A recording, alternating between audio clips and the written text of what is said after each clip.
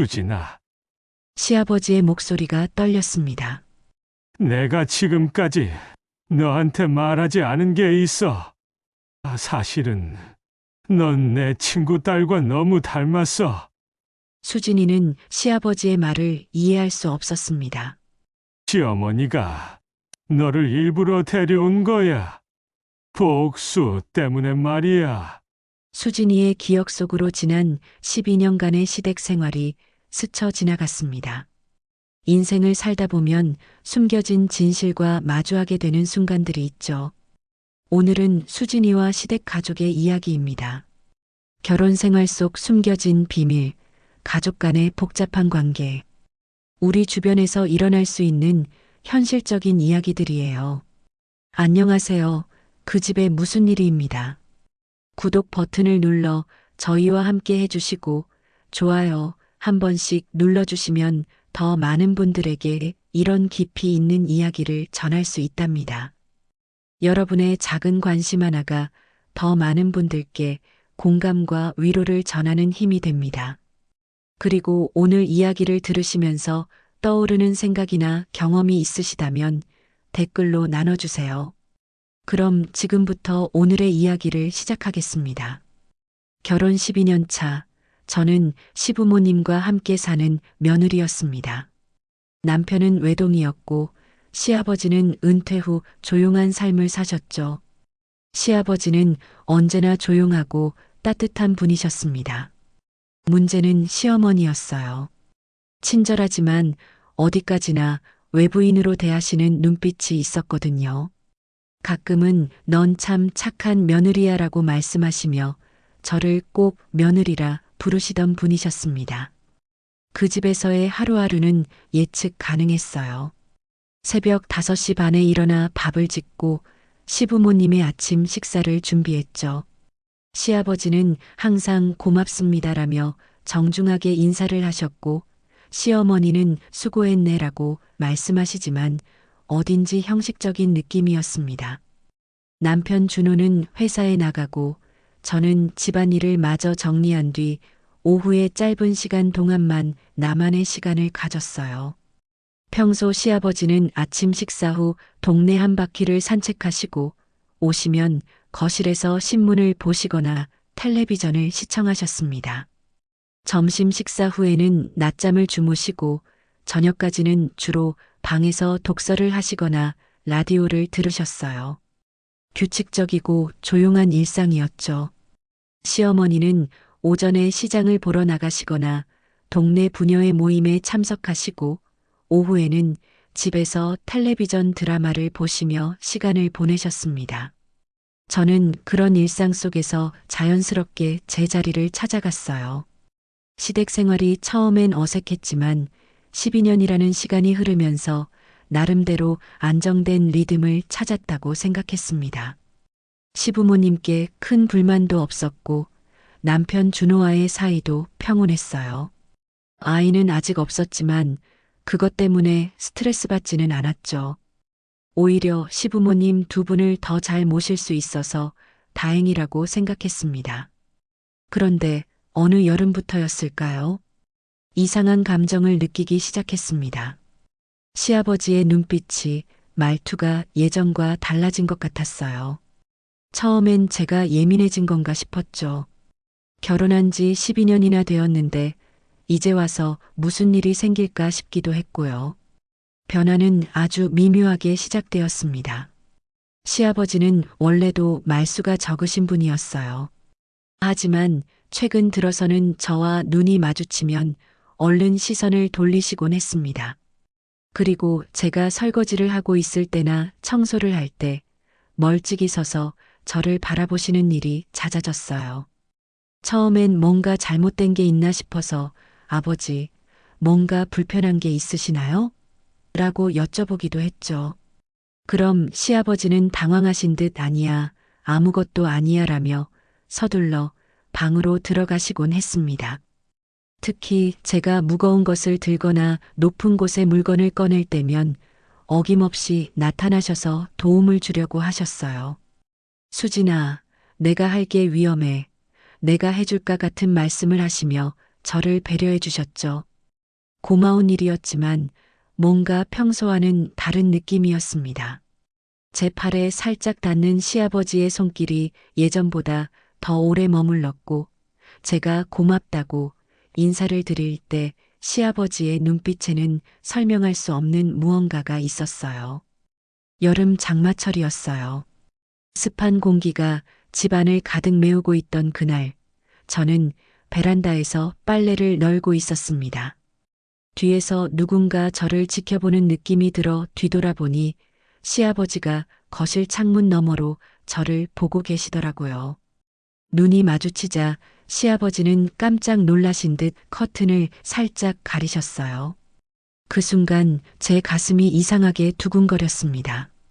뭔가 잘못된 건 아닐까, 아니면 제가 너무 민감하게 반응하는 건 아닐까 하는 생각이 머릿속을 맴돌았죠. 그날 오후 시어머니께서 말씀하셨어요. 수진아, 오늘은 친정 어머니 병문안을 가야 해서 늦을 것 같아. 저녁은 아버지랑 준호랑 먼저 드시고 나는 나중에 간단히 먹을게. 준호도 아침에 회식이 있다고 했으니 결국 저녁은 시아버지와 둘이 먹게 될 상황이었습니다. 점심을 드신 후 시아버지는 평소처럼 낮잠을 주무셨고 시어머니는 친정으로 향하셨어요. 저는 혼자 남은 집에서 저녁 준비를 시작했습니다. 평소보다 조용한 집안에서 제 발걸음 소리만이 울려 퍼졌죠. 저녁 준비를 하는 동안 시아버지는 평소보다 자주 부엌에 나오셨어요. 물 좀 마시려고라거나 신문을 가져오려고라며 이런저런 핑계로 부엌을 들락거리셨죠. 그때마다 제 옆을 지나가실 때면 왠지 모르게 긴장이 되었습니다. 평소와 다른 무언가가 있었어요. 시아버지의 시선이 제게 머무르는 시간이 길어졌고 말씀하시는 목소리도 평소보다 더 부드러워졌습니다. 드디어 저녁 시간이 되었습니다. 시아버지와 저 단둘이 식탁에 앉았죠. 평소라면 조용히 식사를 마치고 각자 할 일을 했을 텐데 그날은 달랐어요. 시아버지와의 저녁 식사는 평소보다 길어졌습니다. 시아버지께서 먼저 말을 걸어오셨어요. 수진아, 그동안 고생이 많았지. 갑작스러운 말씀에 저는 수저를 든 손을 멈췄습니다. 아니에요, 아버지. 당연한 일이죠. 아니야. 젊은 나이에 이 집에 와서 우리 같은 늙은이들 뒷바라지하느라 힘들었을 거야. 시아버지의 목소리에는 평소와 다른 무언가가 있었습니다. 더 부드럽고 더 따뜻했어요. 하지만 동시에 뭔가 위험한 느낌도 들었죠. 준호는 요즘 어떠니? 집에 늦게 들어오는 일이 많던데. 회사 일이 많아서 그런 것 같아요. 괜찮습니다. 시아버지는 고개를 끄덕이시며 잠시 침묵하셨어요. 그러다가 갑자기 제 손을 바라보시더니 말씀하셨습니다. 손이 많이 거칠어졌구나. 집안일 때문에. 제 손을 자세히 들여다보시는 시아버지의 시선이 부담스러웠어요. 저는 서둘러 손을 무릎 위에 올렸습니다. 식사를 마치고 설거지를 하는데 시아버지께서 부엌까지 따라오셨어요. 평소라면 바로 방으로 들어가셨을 텐데 말이죠. 내가 도와줄까? 아니에요. 금방 끝나요. 하지만 시아버지는 제 옆에 서서 설거지하는 모습을 지켜보고 계셨습니다. 가끔 제 어깨를 스치며 식기를 건네주시거나 수건을 가져다 주시곤 했어요. 그때마다 제 심장이 이상하게 뛰었습니다. 설거지를 마치고 부엌을 정리하고 있는데 현관문이 열리는 소리가 들렸어요. 시어머니께서 돌아오신 모양이었습니다. 시아버지는 급하게 거실로 나가셨고 저도 뒤따라 나갔죠. 어머니, 일찍 들어오셨네요. 응, 어머니 상태가 생각보다 나으셔서 일찍 나왔어. 저녁은 잘 드셨니? 네, 잘 드셨어요. 시어머니는 피곤한 듯 한숨을 쉬시며 방으로 들어가셨어요. 저도 제 방으로 돌아가려고 하는데 시아버지께서 저를 부르셨습니다. 수진아, 잠깐. 돌아보니 시아버지가 조심스럽게 주변을 살피시더니 낮은 목소리로 말씀하셨어요. 고마웠어, 오늘. 모료 당연한 일인데요. 아니야. 정말 고마웠어. 시아버지의 눈빛에는 뭔가 간절한 것이 있었습니다. 저는 어색함을 느끼며 방으로 들어갔어요. 그날 밤 잠들기 전에 시어머니께서 저를 부르셨습니다. 시어머니 방으로 가니 시어머니는 화장대 앞에 앉아 계셨어요. 수진아, 너에게 부탁할 일이 있어. 네, 말씀하세요. 시어머니는 잠시 망설이시더니 입을 여셨습니다. 내일부터 당신 아버님 방에 수면차 좀 드리고 땀 닦아드려. 요즘 많이 약해지셨거든. 저는 깜짝 놀랐어요. 시아버지 방에 들어가는 일은 결혼한 후 한 번도 없었거든요. 시어머니가 직접 챙기시거나 필요할 때는 준호가 했어요. 제가요? 아버님 방에요? 응. 요즘 몸이 많이 안 좋으셔서 밤에 잠을 잘 못 주세요. 수면차를 드리면 좀 나아질 것 같은데 내가 무릎이 아파서 자주 오가기가 힘들어. 시어머니의 설명은 그럴듯했어요. 실제로 시어머니는 몇 달 전부터 무릎이 아프다고 하셨거든요. 그런데 괜찮을까요? 제가 아버님 방에 들어가도 뭐가 괜찮지 않겠어? 며느리가 시아버지 돌보는 게 당연한 일 아니야. 그리고 밤에 혼자 계시면 답답해 하시거든. 시어머니의 말씀에 저는 고개를 끄덕였어요. 며느리로서 해야 할 도리였죠. 알겠어요. 언제부터 할까요? 내일부터 11시쯤 수면차 끓여서 갖다 드려. 아, 그리고 수건도 가져가서 땀 좀 닦아드리고. 그날 밤은 잠이 오지 않았어요. 시아버지 방에 들어간다는 생각만으로도 마음이 불편했습니다. 왜 그런지는 모르겠지만 뭔가 잘못될 것 같은 예감이 들었어요. 다음 날 밤 11시, 저는 따뜻한 수면차와 수건을 들고 시아버지 방으로 향했습니다. 문 앞에서 잠시 망설였지만 시어머니의 부탁이니 어쩔 수 없었어요. 아버지, 수면차 갖다 드렸어요. 조용히 문을 열고 들어갔습니다. 시아버지는 침대에 반쯤 기대어 앉아 계셨어요. 잠들지 않으셨더라고요. 수진아, 들어와. 시아버지의 목소리는 평소보다 더 낮았어요.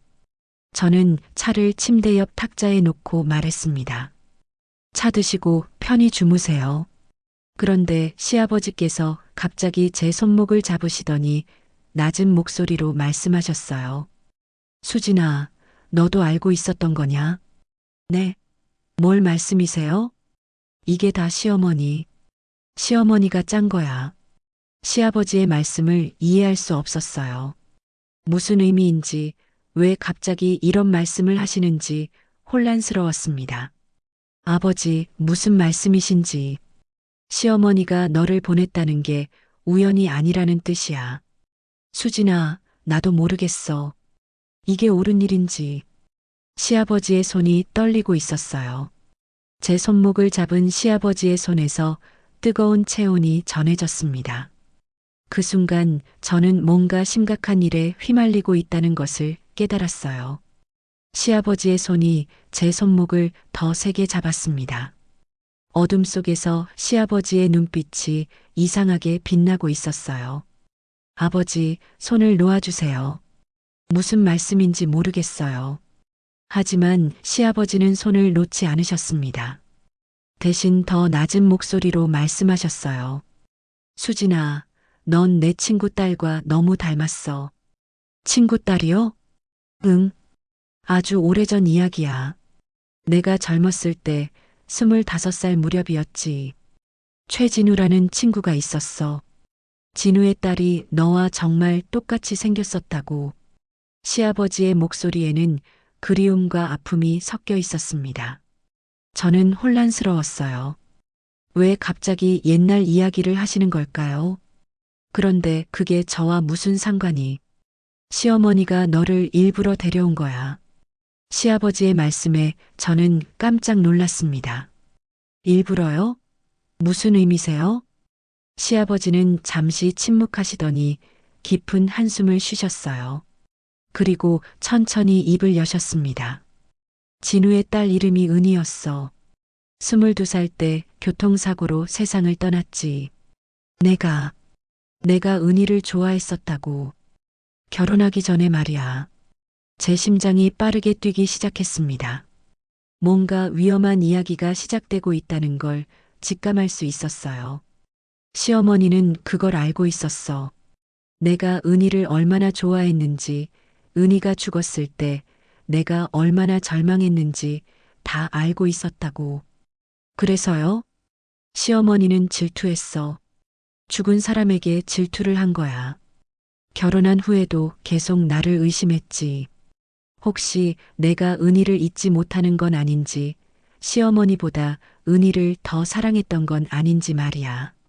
시아버지의 이야기를 들으며 저는 점점 이해할 수 없는 상황에 빠져들고 있었습니다. 시어머니와 시아버지 사이에 그런 과거가 있었다니 전혀 몰랐어요. 그런데 왜 저를? 시어머니가 처음 너를 봤을 때 깜짝 놀랐어. 은희와 너무 닮았거든. 그래서 일부러 준호와 너를 만나게 한 거야. 제 머릿속이 하얗게 변했습니다. 그럴 리가. 준호와 저는 우연히 만났는걸요. 우연이 아니야. 시어머니가 준호에게 너를 소개해 준 거라고. 시어머니 친구 딸이 너를 알고 있었고 시어머니가 부탁해서 소개팅을 주선한 거였어. 저는 그때를 떠올려 봤습니다. 준호와 처음 만났던 날 분명 친구의 소개로 만났다고 했는데 그 친구가 시어머니와 연결되어 있었다는 말인가요? 왜 그런 일을 하신 거죠? 시아버지는 쓸쓸하게 웃으셨어요. 시어머니 자존심 때문이야. 나에게 증명하고 싶었던 거지. 은희와 똑같이 생긴 며느리를 데려와서 내가 어떤 반응을 보이는지 확인하고 싶었던 거야. 증명이요? 내가 정말로 은희를 잊었는지 아니면 아직도 은희를 그리워하는지 말이야. 시어머니는 너를 통해서 그걸 확인하려고 했어. 저는 온몸이 차가워지는 걸 느꼈습니다. 그동안 제가 겪었던 시어머니의 미묘한 태도들, 저를 외부인으로 대하시는 시선들이 이해되기 시작했어요. 그럼 저는 그냥 실험 대상이었다는 말인가요? 수진아, 미안해. 정말 미안해. 나도 처음엔 몰랐어. 시간이 지나면서 시어머니의 의도를 알게 된 거야. 시아버지의 목소리에는 진심 어린 미안함이 담겨 있었습니다. 하지만 저는 받아들일 수 없었어요. 언제부터 아셨어요? 너와 결혼한 지 몇 년 후부터야. 시어머니가 자꾸 나를 지켜보더라고. 내가 너를 어떻게 대하는지, 너에게 특별한 감정을 갖는지 말이야. 그래서 최근에 저에게, 맞아. 요즘 들어서 내 마음이 흔들리고 있어. 너를 볼 때마다 은희가 생각나고 동시에 너라는 사람 자체에게도 끌리고 있어. 시아버지의 고백에 저는 말문이 막혔습니다. 이런 상황을 어떻게 받아들여야 할지 모르겠었어요. 아버지, 이런 말씀하시면 안 돼요. 알아. 나도 알아. 하지만 어쩔 수 없어. 시어머니는 이미 원하는 걸 얻었어. 나를 흔들어 놓는데 성공한 거야. 저는 급하게 일어섰습니다. 저는 이해할 수 없어요. 이 모든 게 말이 안 돼요. 수진아, 기다려. 하지만 저는 방을 나와버렸습니다. 복도를 걸어가면서 머릿속이 복잡했어요. 시어머니가 정말로 그런 의도로 저를 이 집으로 데려온 건가요? 그럼 준호는 알고 있는 걸까요? 제 방으로 돌아와서 문을 닫고 침대에 주저앉았습니다. 갑자기 지난 12년이 모두 거짓처럼 느껴졌어요. 제가 알고 있던 이 가족의 모습이 전부 가면이었다는 건가요? 준호를 떠올려 봤습니다. 남편은 이 모든 걸 알고 있을까요? 아니면 저처럼 아무것도 모르고 있는 걸까요? 준호가 아는 저는 그냥 아버지에게 잘하는 아내일 뿐이겠죠. 하지만 실제로는 이런 복잡한 상황의 중심에 있는 존재였던 거예요. 그날 밤은 한잠도 잘 수 없었습니다. 시아버지의 말이 계속 머릿속을 맴돌았어요. 은이라는 여자, 시어머니의 질투와 자존심, 그리고 저를 둘러싼 이 모든 계략들이 너무나 충격적이었습니다. 새벽이 되어서야 겨우 잠이 들었는데 꿈속에서도 계속 혼란스러운 상황들이 이어졌어요.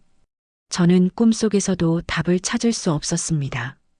그날 밤의 충격적인 대화 이후 며칠 동안 저는 시아버지와 제대로 된 대화를 나누지 못했습니다. 시어머니가 시키신 수면차 배달도 핑계를 대고 미뤘어요.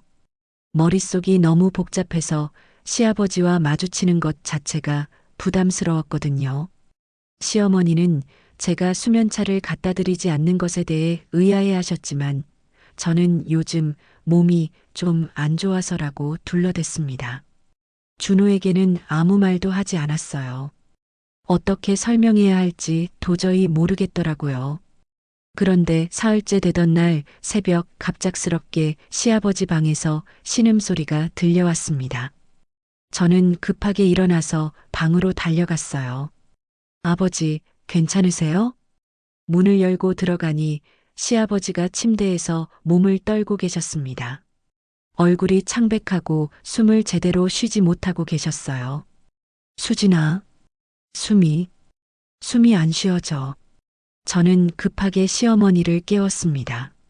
시어머니도 놀라서 벌떡 일어나셨죠. 어머니, 아버지가 숨을 못 쉬세요. 병원에 가야 할 것 같아요. 뭐, 지금? 준호도 소음을 듣고 일어났습니다. 상황을 파악한 준호는 즉시 구급차를 불렀어요. 아버지, 괜찮으실 거예요. 곧 병원에 가시니까 조금만 참으세요. 구급차가 도착할 때까지 저는 시아버지 곁에서 등을 쓸어드리며 안정시켜 드렸습니다. 시아버지는 제 손을 꼭 잡으시며 중얼거리셨어요. 수진아, 미안해. 정말 미안해. 병원에 도착해서 검사를 받은 결과 급성 폐렴이라는 진단이 나왔습니다. 의사 선생님은 나이가 많으셔서 위험할 수 있다며 입원이 필요하다고 하셨어요. 가족분들이 교대로 간병을 하셔야 할 것 같습니다. 특히 밤에는 누군가 곁에 있어 주시는 게 좋겠어요. 준호는 회사 일 때문에 낮에만 올 수 있다고 했고 시어머니는 내가 밤에 있을게라고 하셨습니다. 하지만 이상하게도 시어머니는 병원에 자주 오지 않으셨어요. 첫날 밤 시어머니가 병원에 오지 않으셔서 저 혼자 간병을 했습니다. 시아버지는 의식이 희미한 상태였는데 가끔씩 깨어나서 제 손을 찾으셨어요. 수진아, 있니? 네, 여기 있어요. 편히 쉬세요. 둘째 날도 시어머니는 오지 않으셨습니다. 몸이 안 좋아서 못 가겠어. 내가 좀 봐줘라고 하시더라고요. 저는 이상했지만 며느리로서 당연한 일이라고 생각했어요. 하지만 셋째 날 시아버지가 의식을 되찾으셨을 때 하신 말씀을 듣고는 깜짝 놀랐습니다. 수진아, 시어머니가 안 왔지? 네, 몸이 안 좋으시다고 하셔서. 시아버지는 쓸쓸하게 웃으셨어요. 거짓말이야. 시어머니는 내가 죽길 바라고 있어. 아버지, 그런 말씀하지 마세요.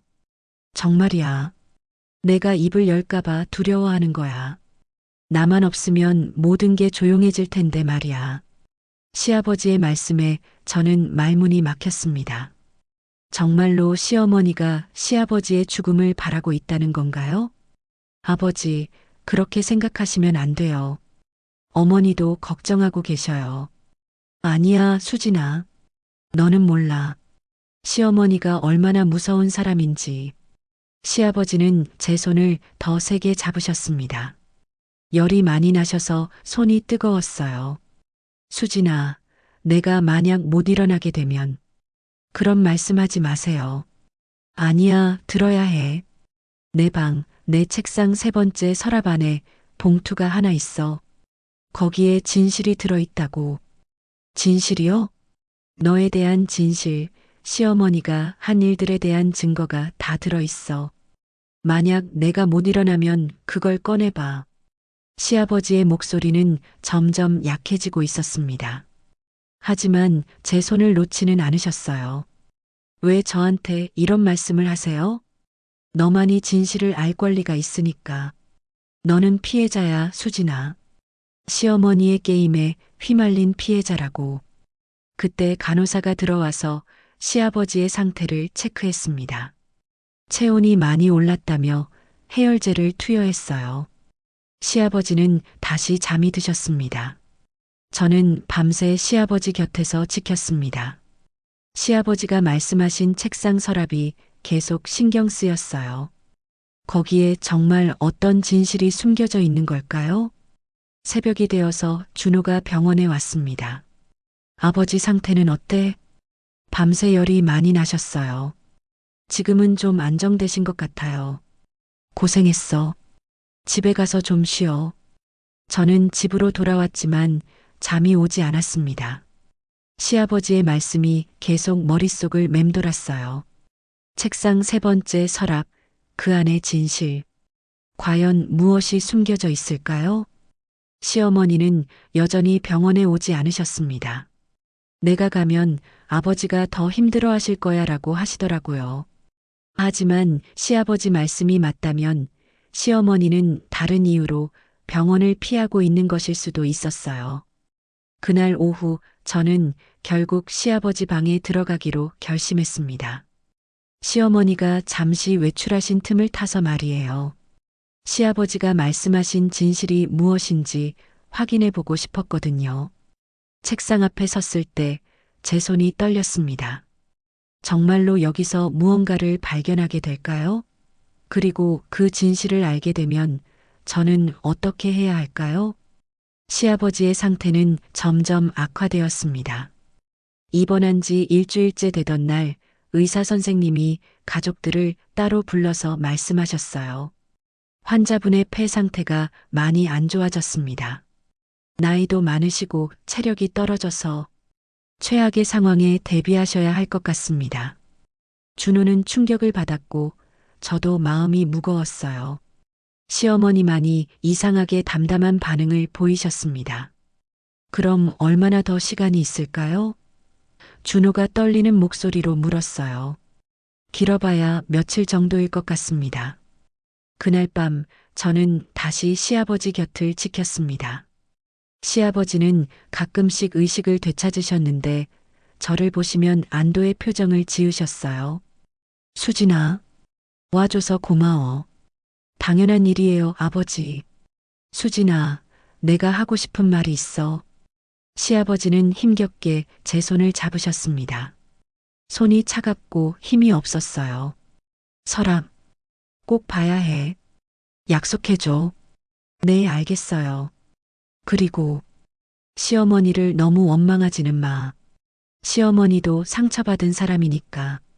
시아버지의 목소리는 점점 약해졌습니다. 하지만 제 손을 놓지는 않으셨어요. 수진아, 너는 좋은 사람이야. 누구의 대신이 아니라 너 자체로 말이야. 그 말씀을 마지막으로 시아버지는 다시 잠이 드셨어요. 그리고 새벽 5시 조용히 숨을 거두셨습니다. 장례 준비로 며칠간 정신없이 바빴어요. 준호는 아버지를 잃은 슬픔에 빠져 있었고 시어머니는 여전히 담담했습니다. 오히려 장례식장에서 조문객들 앞에서는 슬픔에 빠진 과부 역할을 완벽하게 연기하고 계셨어요. 장례를 치르고 집에 돌아온 첫날 밤, 저는 시아버지가 말씀하신 서랍을 열어보기로 결심했습니다. 준호는 피곤해서 일찍 잠들었고 시어머니도 방에 들어가신 후였어요. 시아버지 방에 들어서니 여전히 시아버지의 체온이 남아있는 것 같았어요. 책상 앞에 서서 세 번째 서랍을 열었습니다. 손이 떨렸지만 더 이상 미룰 수 없었어요. 서랍 안에는 봉투 하나가 들어 있었습니다. 두꺼운 종이봉투였는데 제 이름이 적혀 있었어요. 수진에게라고 시아버지의 필체로 쓰여 있었죠. 봉투를 열어보니 편지 한 통과 오래된 사진 한 장이 들어 있었습니다. 먼저 편지를 펼쳤어요. 수진아, 이 편지를 읽고 있다면 나는 이미 세상을 떠났을 것이다. 너에게 진실을 말하지 못한 채로 가는 것이 너무 미안하다. 너는 지금까지 시어머니를 친어머니처럼 생각하며 살아왔을 것이다. 하지만 시어머니는 내 친어머니가 아니다. 너의 진짜 어머니는 따로 있었다. 내 어머니의 이름은 박은이였다. 내 친구 최진우의 딸이었고 내가 사랑했던 여인이었다. 은희는 22살에 교통사고로 세상을 떠났다. 그때 은희는 임신 중이었다. 그 아이가 바로 너였다. 은희가 사고를 당했을 때 의사들은 기적적으로 아이를 살릴 수 있었다. 하지만 은희는 깨어나지 못했다. 진우는 갓난아기였던 너를 혼자 키울 수 없었다. 그래서 나에게 부탁했다. 너를 입양해달라고. 하지만 나는 이미 시어머니와 결혼한 상태였다. 시어머니는 처음엔 반대했다. 하지만 시간이 지나면서 이상한 생각을 하기 시작했다. 너를 키우면서 나를 감시하겠다는 것이었다. 시어머니는 너를 고아원에 보냈다. 그리고 20여 년 후 너를 다시 찾아냈다. 준호와 결혼시키기 위해서였다. 시어머니의 목적은 두 가지였다. 첫째, 나에게 복수하는 것이었다. 내가 사랑했던 은희의 딸을 며느리로 삼아서 나를 괴롭히려는 것이었다. 둘째, 나의 마음을 시험해 보는 것이었다. 내가 정말로 은희를 잊었는지 아니면 아직도 그리워하는지 확인하려고 했다. 수진아, 너는 누구의 대리인이 아니다. 너는 은희의 딸이지만 동시에 너만의 인생을 살 권리가 있다. 시어머니가 너를 자신의 복수도구로 사용한 것을 용서할 수는 없지만 시어머니도 상처받은 사람이었다는 것을 이해해달라.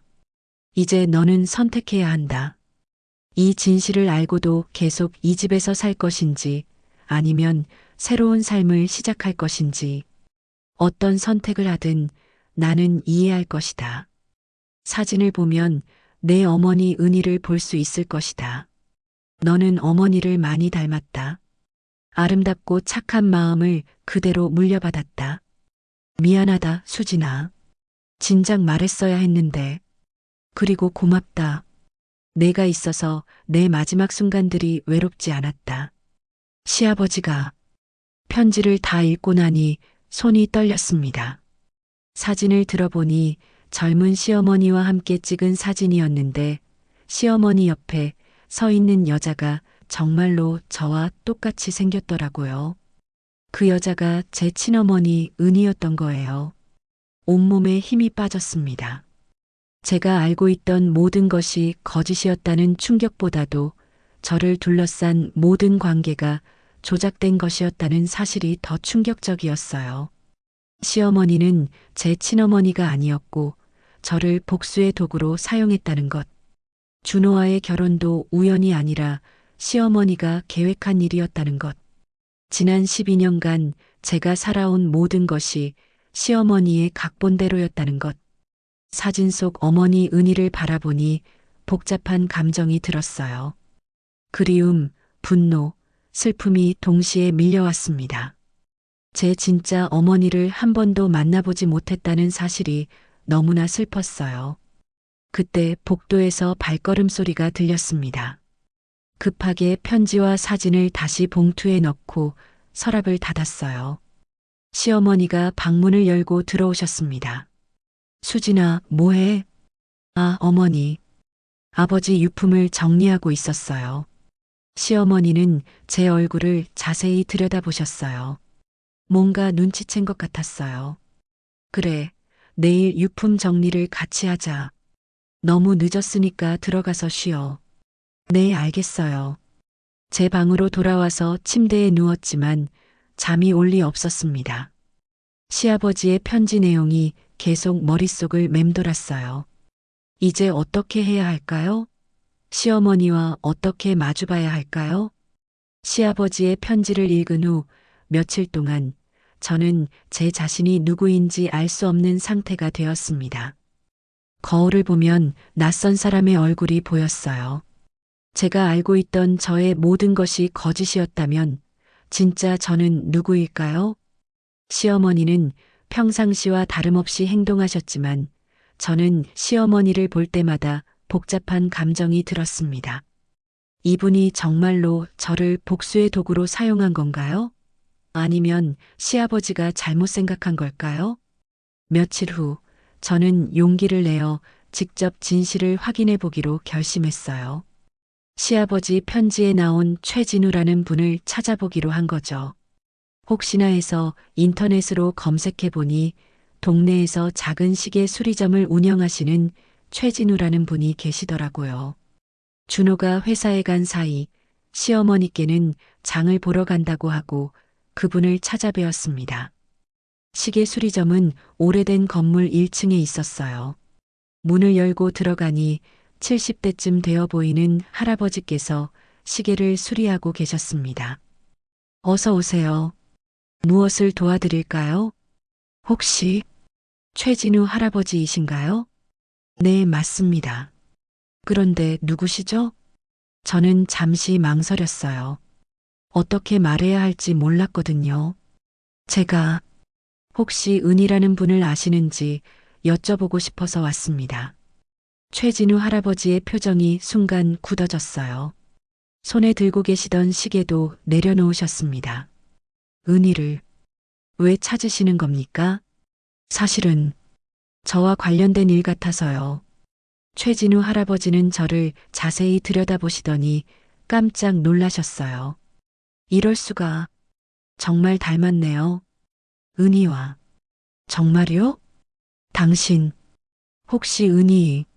네, 그럴 것 같아요. 사실을 확인하고 싶어서 찾아뵈었습니다. 최진우 할아버지는 한참 동안 저를 바라보시더니 한숨을 쉬셨어요. 그러게요. 벌써 30년도 넘었네요. 앉으세요. 이야기가 길어질 것 같습니다. 할아버지는 차를 한 잔 내어주시며 천천히 이야기를 시작하셨어요. 은희는 제 외동딸이었어요. 아름답고 착한 아이였죠. 20살 때 한 남자를 만나 사랑에 빠졌는데 그 남자가 바로 지금의 시아버지였습니다. 제 예상대로였어요. 시아버지가 제 친어머니를 사랑했다는 건 사실이었던 거죠.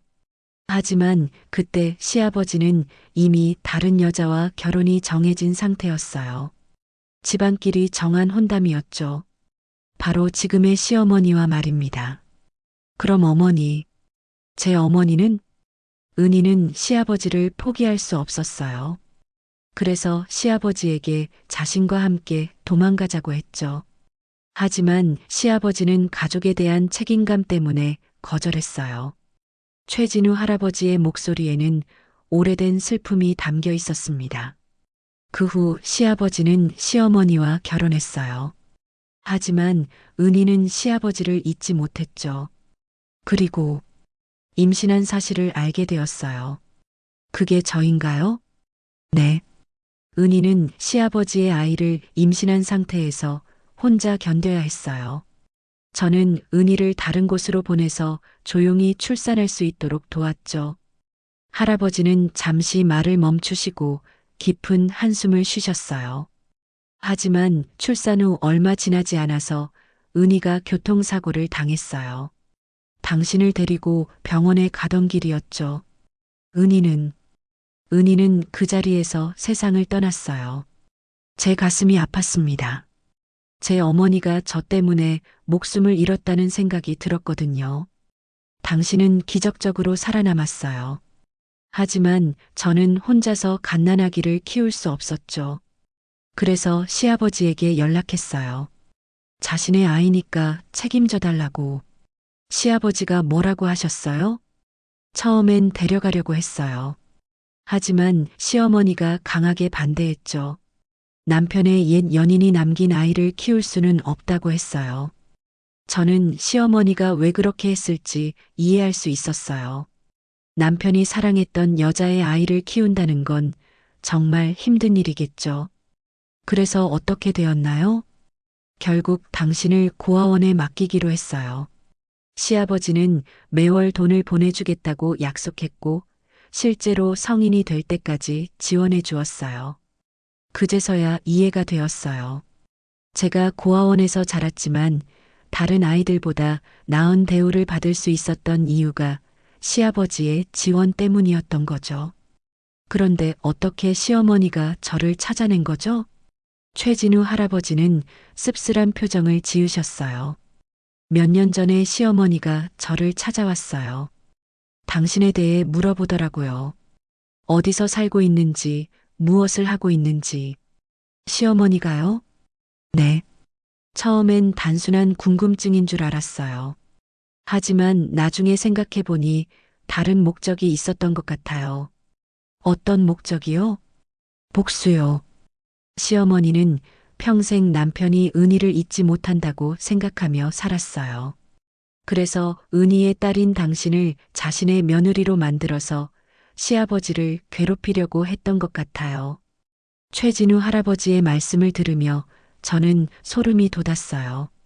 시어머니의 복수가 얼마나 치밀하고 잔인했는지 깨닫게 되었거든요. 시어머니는 당신과 준호의 만남도 주선했어요. 당신이 시아버지의 딸이라는 걸 알면서도 아들과 결혼시킨 거죠. 그럼 준호는 모르는 건가요? 아마 모를 거예요. 시어머니 혼자만의 계획이었을 테니까. 저는 머릿속이 복잡해졌어요. 시어머니의 복수 계획에 준호도 저도 모르는 사이에 휘말린 거였어요. 할아버지, 그럼 저는 시아버지의 친딸인가요? 그렇습니다. 시아버지는 당신의 친아버지예요. 그리고 준호와는 이복 형제가 되는 거죠. 그 순간 저는 현기증을 느꼈습니다. 제가 시아버지의 친딸이라면 준호와 저는 형제였던 거예요. 이런 끔찍한 일이 있을 수 있나요? 시어머니는 이 모든 걸 알고 있으면서도 우리를 결혼시킨 건가요? 그런 것 같아요. 시어머니의 복수는 단순히 시아버지를 괴롭히는 것만이 아니었어요. 시아버지가 사랑했던 은희의 딸을 자신의 통제하에 두고 동시에 시아버지에게 죄책감을 갖게 하려는 거였죠. 저는 시어머니의 무서운 복수심에 전율했습니다. 30년 넘게 이런 계획을 세우고 실행에 옮겼다니 어떻게 그런 일이 가능한 걸까요? 최진우 할아버지로부터 모든 진실을 듣고 집에 돌아온 저는 며칠 동안 어떻게 해야 할지 고민했습니다. 시어머니와 마주 앉아 이 모든 것에 대해 이야기해야 할까요? 아니면 모른 척 계속 살아야 할까요? 하지만 더 이상 거짓된 관계 속에서 살 수는 없었어요. 준호는 회사 회식이 있다고 늦을 거라고 했으니 오늘 밤이 적당한 시기라고 생각했습니다. 저녁을 준비하면서도 마음이 무거웠어요.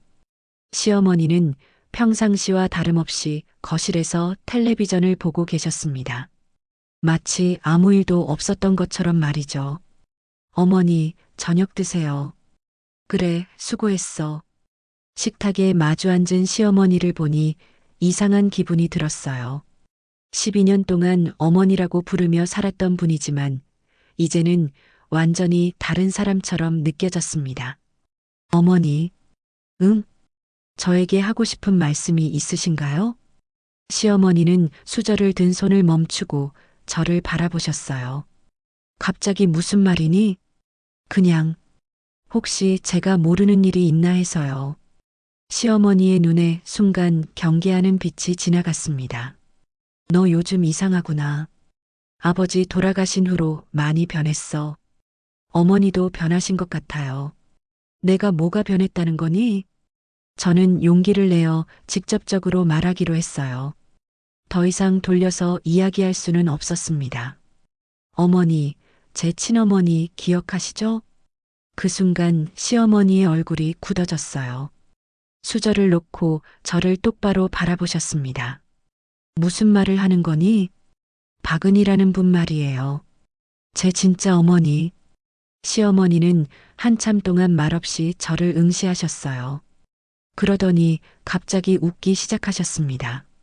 그래, 기억하지. 어떻게 알았니? 시어머니의 태도가 급변한 것에 저는 당황했어요.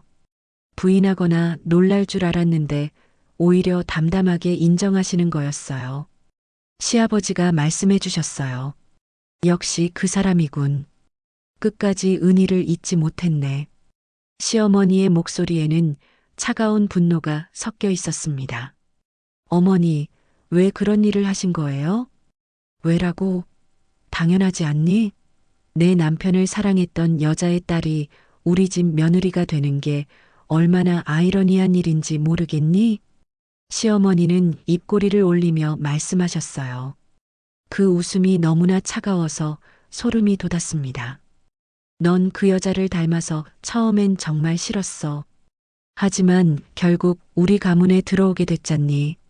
그걸로 충분하지 않니? 충분하다니요? 저와 준호는. 아, 걱정하지 마. 준호는 아무것도 몰라.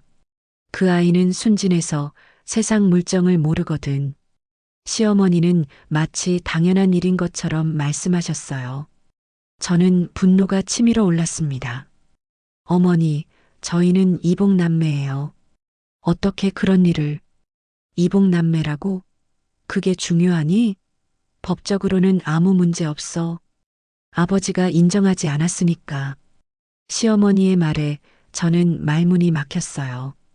법적으로는 문제가 없을지 몰라도 도덕적으로는 받아들일 수 없는 일이었거든요. 왜 이런 끔찍한 일을 하신 거예요? 끔찍하다고?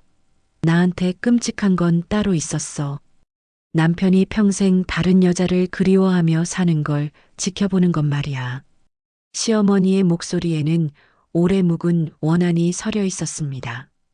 은희가 죽었을 때 남편이 얼마나 슬퍼했는지 아니? 결혼식 날에도 아들을 낳았을 때도 그 사람은 늘 다른 곳을 바라보고 있었어. 저는 시어머니의 아픔을 이해할 수 있었어요. 하지만 그렇다고 해서 이런 복수가 정당화될 수는 없었습니다. 그래서 복수를 하신 거예요? 저를 이용해서? 복수라고 하면 너무 거창하네. 난 그냥 증명하고 싶었을 뿐이야. 그 사람이 정말로 은희를 잊었는지 말이야. 저는 시아버지의 편지를 가지고 왔었어요. 주머니에서 편지를 꺼내서 시어머니 앞에 내려놓았습니다. 이걸 읽어보세요. 시어머니는 편지를 집어들고 읽기 시작하셨어요. 편지를 읽는 동안 시어머니의 얼굴에서 웃음이 사라졌습니다. 편지를 다 읽고 나서 시어머니는 한참 동안 말이 없으셨어요. 그러더니 편지를 구겨서 던지셨습니다. 역시 그 사람다워. 죽을 때까지도 은희 생각만 하고 있었네. 어머니, 알겠어, 수진아. 이제 다 끝났네. 내 목적은 달성했어. 목적이 뭐였는데요? 그 사람이 은희를 잊지 못했다는 걸 확인하는 거였어. 그리고 은희의 딸인 너를 내 통제하에 두는 것이었고, 시어머니는 일어서서 창문 쪽으로 걸어가셨어요. 하지만 그 사람이 죽어버렸으니 이제 의미가 없네. 복수할 상대가 사라졌잖아.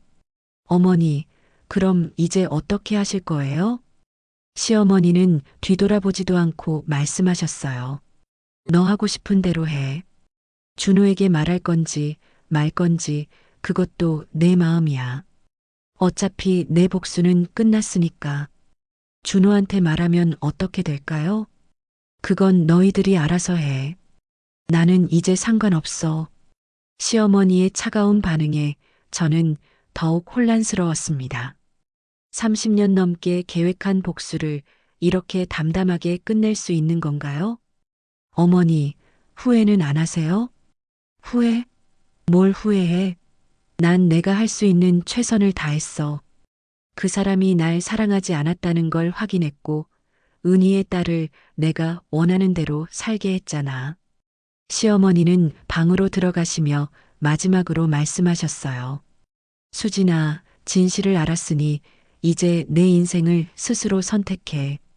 더 이상 누구의 그림자도 누구의 대리인도 되지 말고. 그날 밤 저는 잠들 수 없었습니다. 시어머니와의 대화가 계속 머릿속을 맴돌았어요. 이제 정말로 선택해야 할 시간이 온 것 같았습니다. 시어머니와의 대화 후 며칠 동안 저는 제 방에서 나오지 않았습니다. 준호가 걱정스럽게 문을 두드렸지만 몸이 좀 안 좋다고 둘러댔어요. 어떻게 설명해야 할지 도저히 모르겠더라고요. 그 며칠 동안 저는 계속 생각했습니다. 이 진실을 준호에게 말해야 할까요? 아니면 평생 숨기고 살아야 할까요?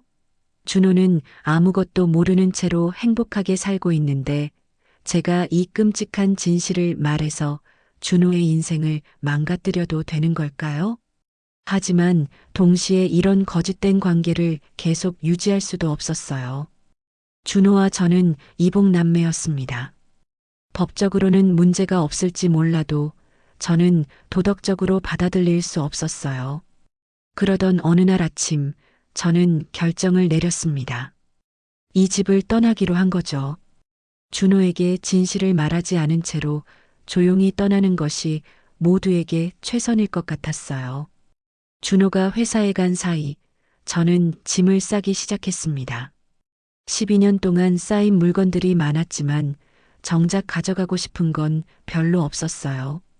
시아버지의 편지와 어머니 은희의 사진, 그리고 몇 벌의 옷만 가방에 넣었습니다. 시어머니는 제가 짐을 싸는 것을 보시고도 아무 말씀하지 않으셨어요.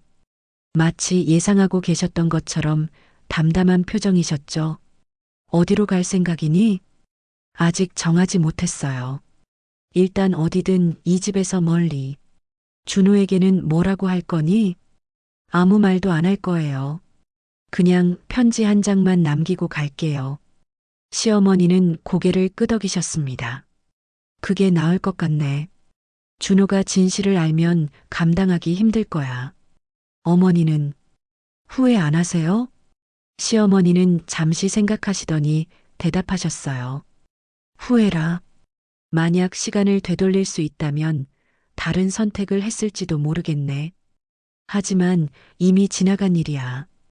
후회해봤자 달라지는 건 없어. 저는 시어머니에게 마지막 인사를 드렸습니다. 그동안 어머니로 생각하고 살았어요. 고마웠습니다. 수진아, 어디서 살든 건강하게 살아. 그리고 누구의 그림자가 아닌 너만의 인생을 살라고.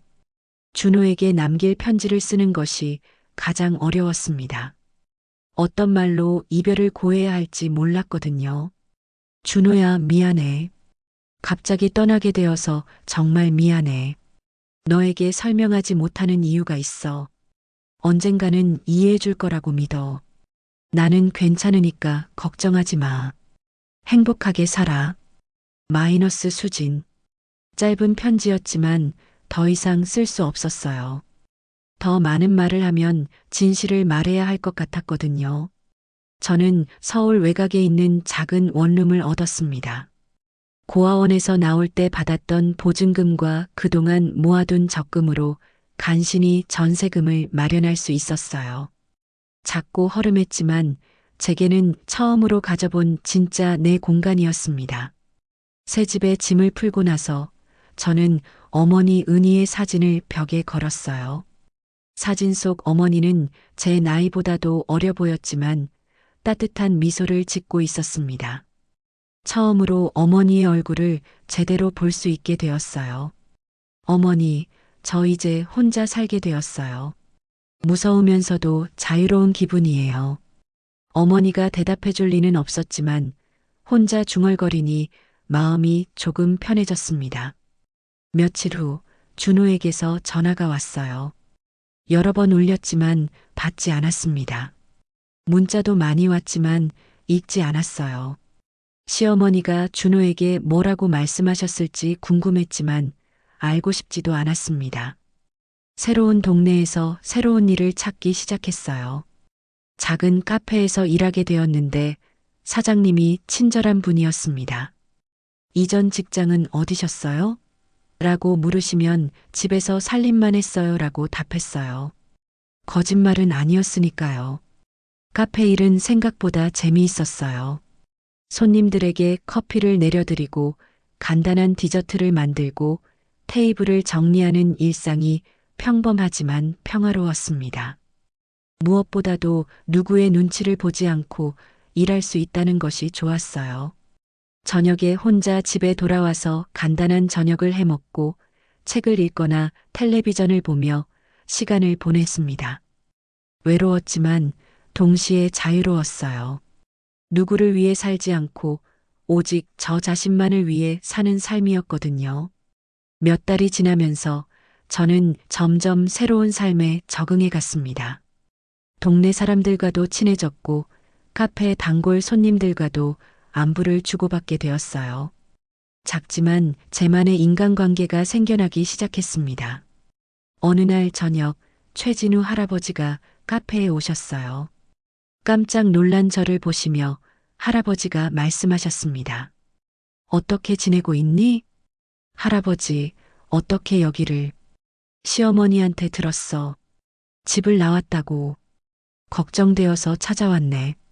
할아버지와 함께 가게 문을 닫고 이야기를 나누었어요. 후회하지 않니? 가끔은 힘들어요.